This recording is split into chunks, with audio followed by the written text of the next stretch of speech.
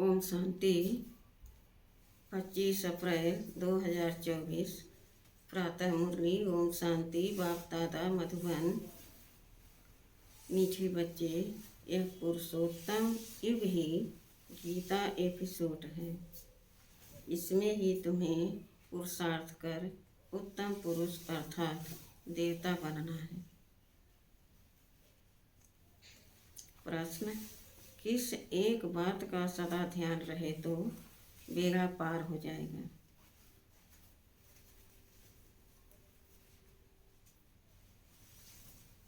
उत्तर: सदा ध्यान रहे कि हमें ईश्वरी संग में रहना है तो भी बेड़ा पार हो जाएगा। अगर संग दोष में आए, संशय आया तो बेड़ा विषय सागर में डूब जाएगा। बाप जो समझाते हैं उसमें बच्चों को जरा भी संशय नहीं आना चाहिए। बाप तुम बच्चों को आप समान पवित्र और नॉलेजफुल बनाने आए हैं। बाप के संग में ही रहना है। ओम शांति।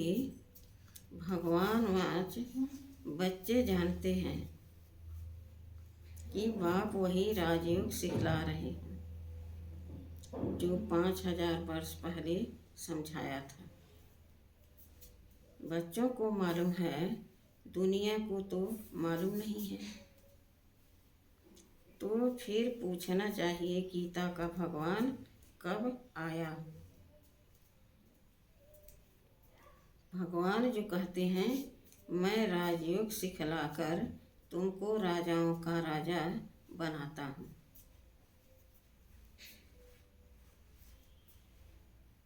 वह गीता एपिसोड कब हुआ था यह पूछना चाहिए। यह बात कोई भी नहीं जानते हैं। तुम अब प्रैक्टिकल सुन रहे हो। गीता का एपिसोड होना भी चाहिए।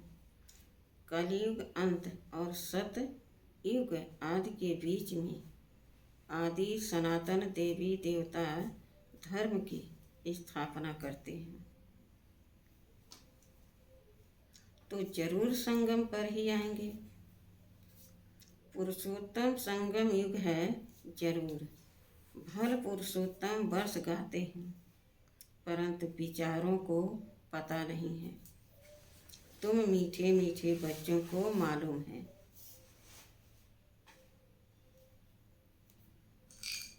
उत्तम पुरुष बनाने के लिए अर्थात मनुष्य को उत्तम देवता बनाने के लिए बाप आकर पढ़ाते हैं।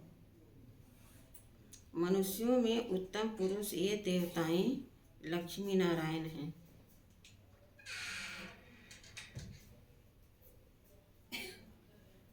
मनुष्यों को देवता बनाया। इस संगम युग पर देवताएं जरूर सतयुग में ही होते होंगे। बाकी सब है कलयुग में। तुम बच्चे जानते हो हम हैं संगम युगी ब्राह्मण। यह पक्का पक्का याद करना है, नहीं तो अपना कुल कभी किसको भूलता नहीं है। परंतु यहाँ माया भुला देती है। हम ब्राह्मण कुल के हैं फिर देवता कुल के बनते हैं। अगर यह याद रहे तो बहुत खुशी रहे। तुम पढ़ते हो, राजयोग समझाते हो, अब फिर भगवान गीता का ज्ञान सुना रहे हैं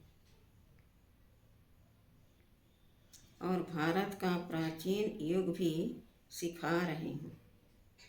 हम मनुष्य से देवता बन रहे हैं। बाप ने कहा है काम महाशत्रु है, इन पर जीत पाने से तुम जगत जीत बनते हो।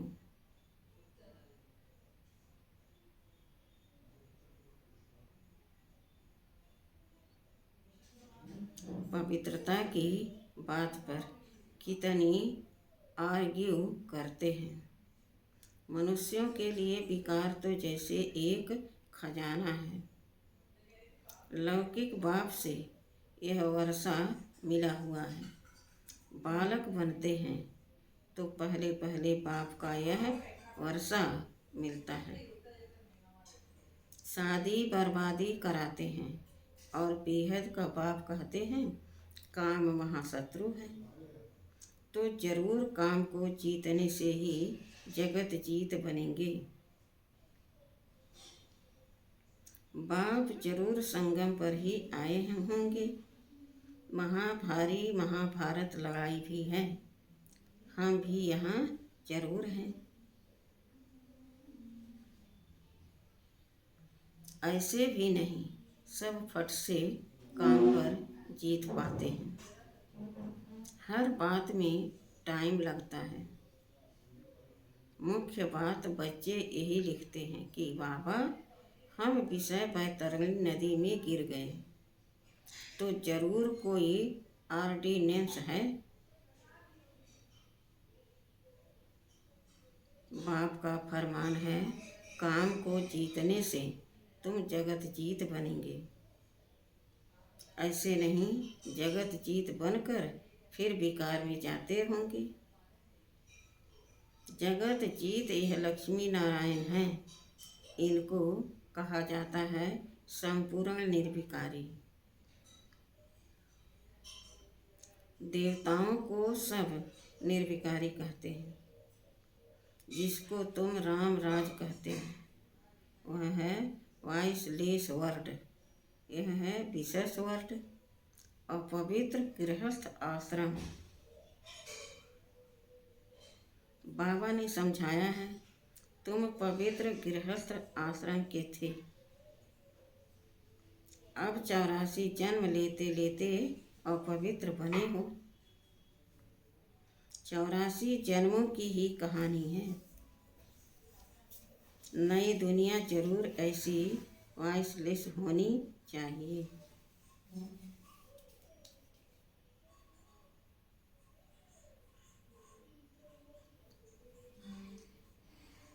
भगवान जो पवित्रता का सागर है वही स्थापना करते हैं। फिर रावण राज भी जरूर आना है। नाम ही है राम राज और रावण राज। रावण राज माना ही आसुरी राज।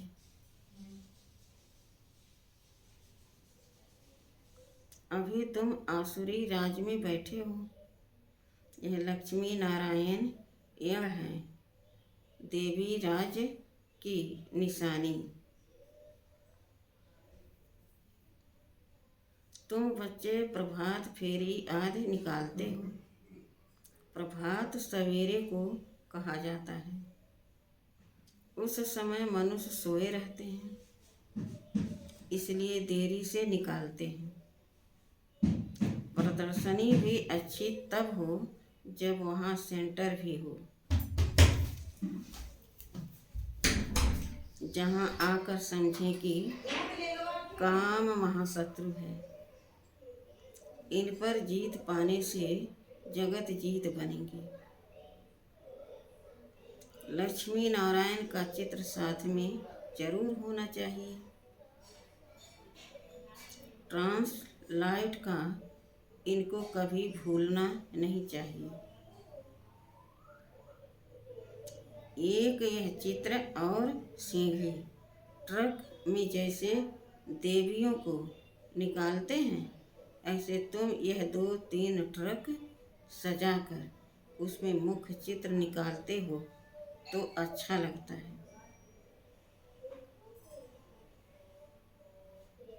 दिन प्रतिदिन चित्रों की वृद्धि भी होती जाती है। तुम्हारा ज्ञान वृद्धि को पाता रहता है। बच्चों की भी वृद्धि होती जाती है।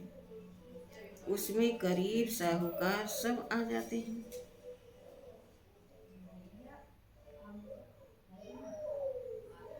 शिव बाबा का भंडारा भरता जाता है। जो भंडारा भरते हैं उनको वहाँ रिटर्न में कई गुना मिल जाता है। तब बाप कहते हैं, मीठे मीठे बच्चों,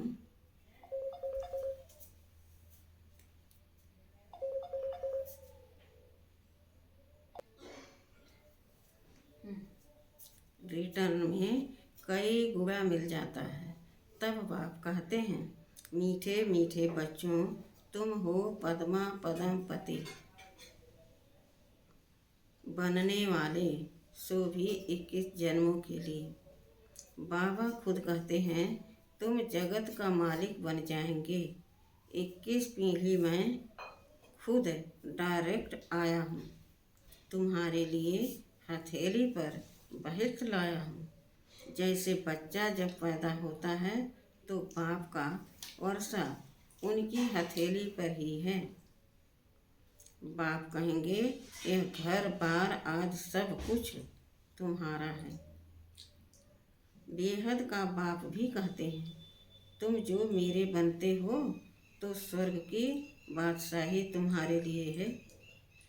21 पीढ़ी, क्योंकि तुम काल पर जीत पा लेते हो।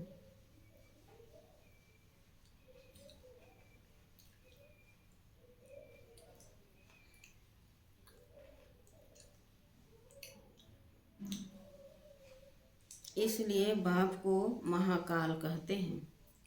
महाकाल कोई मारने वाला नहीं है, उनकी तो महिमा की जाती है। समझते हैं, भगवान ने यमदूत भेज मंगा लिया।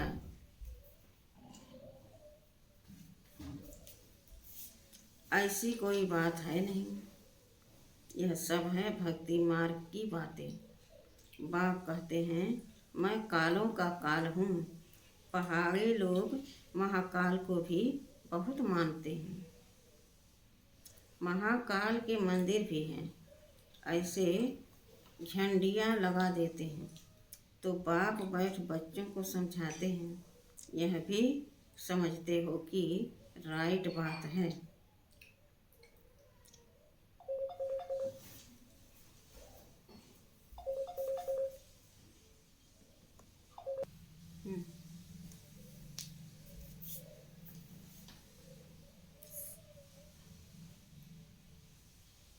बाप बैठ बच्चों को समझाते हैं, यह भी समझते हो कि राइट बात है।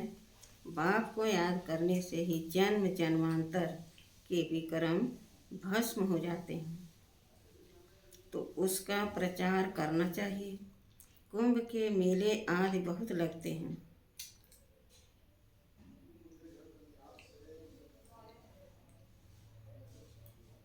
स्नान करने का भी बहुत महत्व बताया है। अब तुम बच्चों को यह ज्ञान अमृत 5000 वर्ष के बाद मिलता है। वास्तव में इसका अमृत नाम है नहीं, यह तो पढ़ाई है। यह सब है भक्ति मार्ग के नाम। अमृत नाम सुनकर चित्रों में पानी दिखाया है। बाप कहते हैं, मैं तुमको राजयोग सिखलाता हूँ।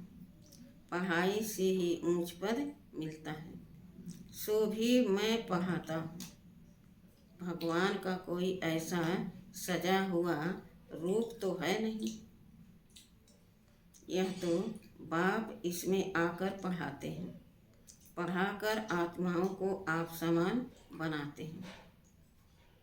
खुद लक्ष्मी नारायण थोड़े ही हैं जो आप समान बन गए। आत्मा पढ़ती है, उनको आप समान नॉलेजफुल बनाते हैं। ऐसे नहीं भगवान भगवती बनाते हैं।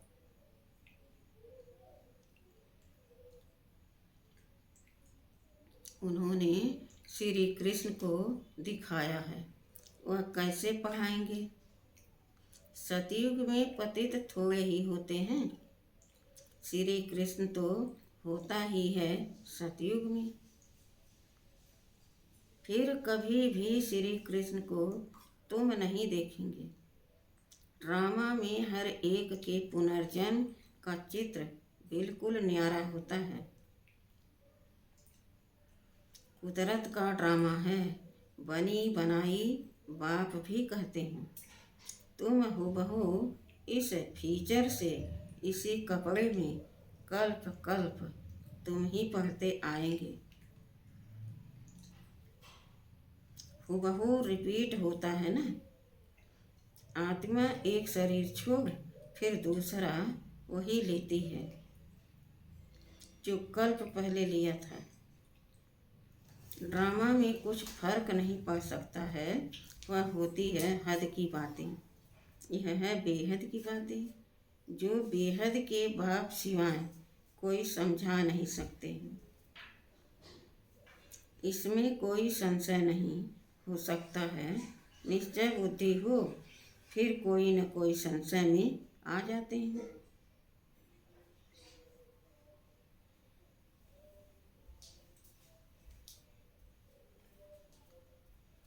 संग लग जाता है।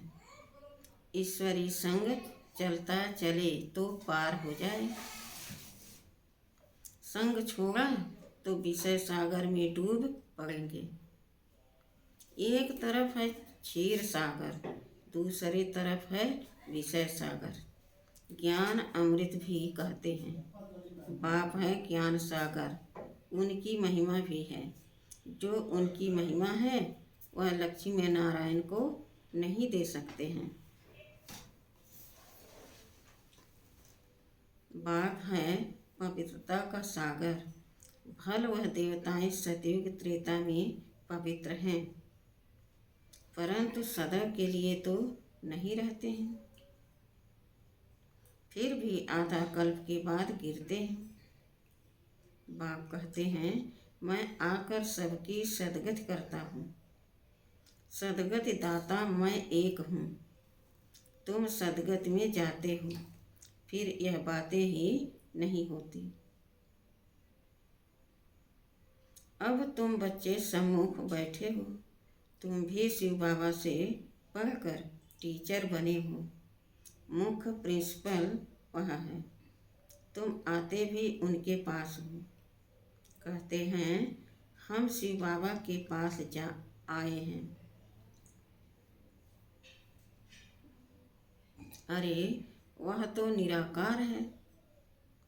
हाँ, वह आते हैं इनके तन में, इसलिए कहते हैं बाप दादा के पास जाते हैं।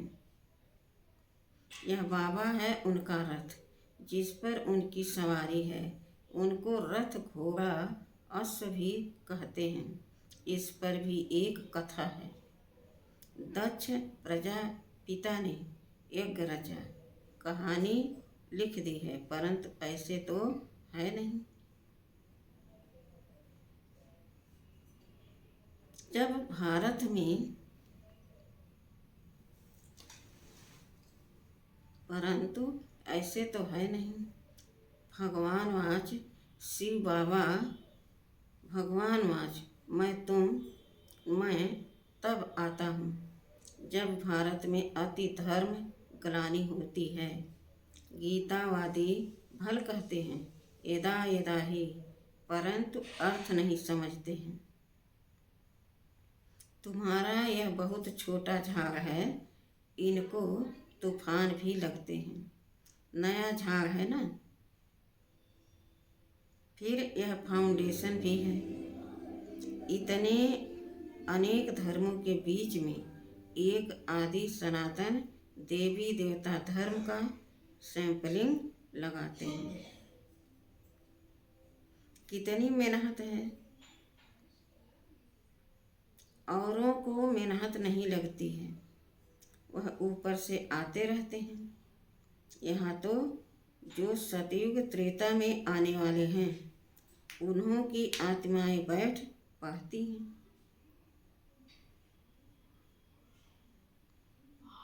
जो पतित हैं उनको पावन देवता बनाने लिए बाप बैठ पढ़ाते हैं। गीता तो यह भी बहुत पढ़ते थे, जैसे अब आत्माओं को याद कर दृष्टि दी जाती है तो पाप कट जाएं। भक्ति मार्ग में भी फिर गीता के आगे जल रख कर बैठ पड़ते हैं।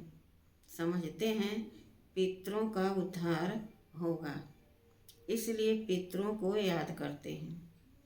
भक्ति में गीता का बहुत मान रखते थे। अरे बाबा कोई कम भक्त था? बाबा कोई कम भक्त था क्या? रामायण आदि सब पढ़ते थे, बहुत खुशी होती थी। वह सब पाठ हो गया। अब बाप कहते हैं बीती को चितो नहीं, बुद्धि से सब निकाल दो। बाबा ने स्थापना, विनाश और राजधानी का साक्षात्कार कराया तो वह पक्का हो गया। यह सब खलास होना है। यह पता नहीं था, बाबा ने समझा यह सब होगा। देरी थोड़े ही है, हम जाकर फलाना राजा बनूंगा। पता नहीं बाबा क्या क्या समझते रहते थे। तुम बच्चे जानते हो बाबा की प्रवेशता कैसे हुई? यह बातें मनुष्य नहीं जानते हैं। ब्रह्मा, विष्णु, शंकर का नाम तो लेते हैं, परंतु इन तीनों में से भगवान किसमें प्रवेश करते हैं अर्थ नहीं जानते। वो लोग विष्णु का नाम लेते हैं, अब वह तो है देवता, वह कैसे पढ़ाएंगे? बाबा खुद बतलाते हैं मैं इनमें प्रवेश करता हूँ, इसलिए दिखाया है ब्रह्मा द्वारा स्थापना, वह पालना और वह विनाश। यह बड़ी समझने की बातें हैं।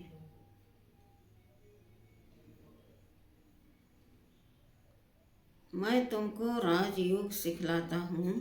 वह भगवान कब आया जो राजयोग सिखलाया और राजाई पद दिलाया? यह अभी तुम समझते हो। 84 जन्मों का राज भी समझाया है, पूज पुजारी का भी समझाया है। विश्व में शांति का राज इन लक्ष्मी नारायण का था ना, जो सारी दुनिया चाहती है। जब लक्ष्मी नारायण का राज था तो उस समय सब शांति धाम में थे। अब हम श्रीमत पर यह कार्य कर रहे हैं, अनेक बार किया है और करते रहेंगे। यह भी जानते हैं कोटों में कोई निकलेगा, देवी देवता धर्म वालों को ही टच होगा। भारत की ही बात है, जो इस कुल के होंगे वह निकल रहे हैं और निकलते रहेंगे।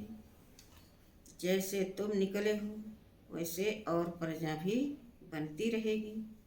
जो अच्छा पढ़ते वह अच्छा पद पाते हैं।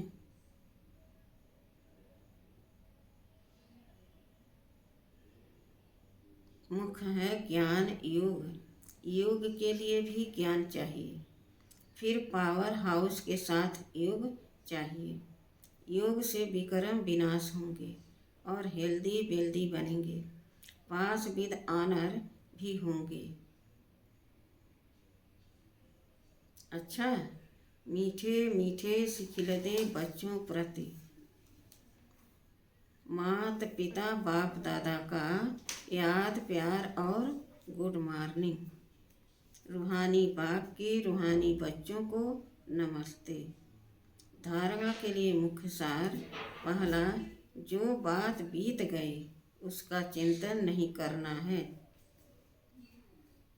अब तक जो कुछ पढ़ा उसे भूलना है, एक बाप से सुनना है और अपने ब्राह्मण कुल को सदा याद रखना है। दूसरा, पूरा निश्चय बुद्धि होकर रहना है, किसी भी बात में संशय नहीं उठाना है। ईश्वरीय संग और पढ़ाई कभी भी नहीं छोड़ना है। वरदान, रूहानी माशूक की आकर्षण में आकर्षित हो, मेहनत से मुक्त होने वाले रूहानी आशिक भव। माशूक अपने खोए हुए आशिकों को देख खुश होते हैं। रूहानी आकर्षण से आकर्षित हो अपने सच्चे माशूक को जान लिया, पा लिया, यथार्थ ठिकाने पर पहुंच गए।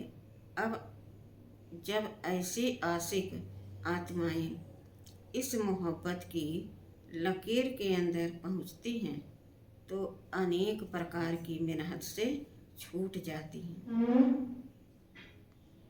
क्योंकि यहाँ ज्ञान सागर के स्नेह की लहरें, शक्ति की लहरें सदा के लिए रिफ्रेश कर देती हैं। यह मनोरंजन का विशेष स्थान मिलने का स्थान आप आशिकों के लिए माशूक ने बनाया है। स्लोगन, एकांतवासी बनने के साथ साथ एक नामी और एकानामी वाले बनो। ओम शांति।